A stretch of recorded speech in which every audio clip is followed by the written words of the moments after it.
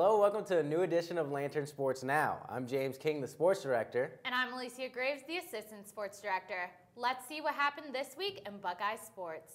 The Ohio State men's basketball team bounced back from their loss against Penn State last week with a 71-56 win over Indiana Tuesday night. The Buckeyes led the whole game and went on a 10-0 run early in the first half. The Hoosiers struggled to score, missing 6 field goal shots until junior forward Juwan Morgan made a layup after a 4-minute and 33-second scoring drought. Ohio State was 17 for 27 from the field in the first half and ended the game shooting 55.8% from the field. Freshman center Caleb Wesson finished the game with 14 points and 5 rebounds and was 7 for 7 from the field. Senior forward Jayshawn Tate led the team with 16 points and 6 rebounds. He reached a career high of 1,400 points during a layup made early in the second half and had his 700th career rebound after tipping in a missed shot by junior guard C.J. Jackson. The Buckeyes finished the game out-rebounding the Hoosiers 39-29. Yeah, I think that was our primary goal.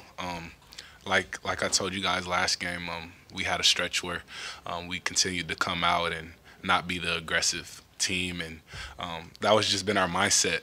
Coach called it, we're going back hunting. So, you know, I think we did a great job of playing with aggressiveness, but I think we could be a little bit more.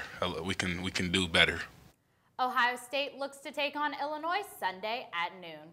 After dropping their last 3 games, the Ohio State women's basketball team rebounded against Michigan State on Saturday, catching the 78-62 win over the Spartans. Senior guard Kelsey Mitchell entered the contest just 18 points shy of the all-time Big Ten scoring record. With back-to-back threes late in the third quarter, she matched and then broke Rachel Banham's mark of 3,093 points. Mitchell ended the game with 23 points and now has 3,098 points for her career. Wednesday night, the Buckeyes look to stay on track against Penn State. The Buckeyes jumped out to an early lead and cruised on to the finish line. Mitchell dropped 23 points in 33 minutes with 6 rebounds and 5 assists. Those 27 points moved her to number 4 all-time on the NCAA scoring list.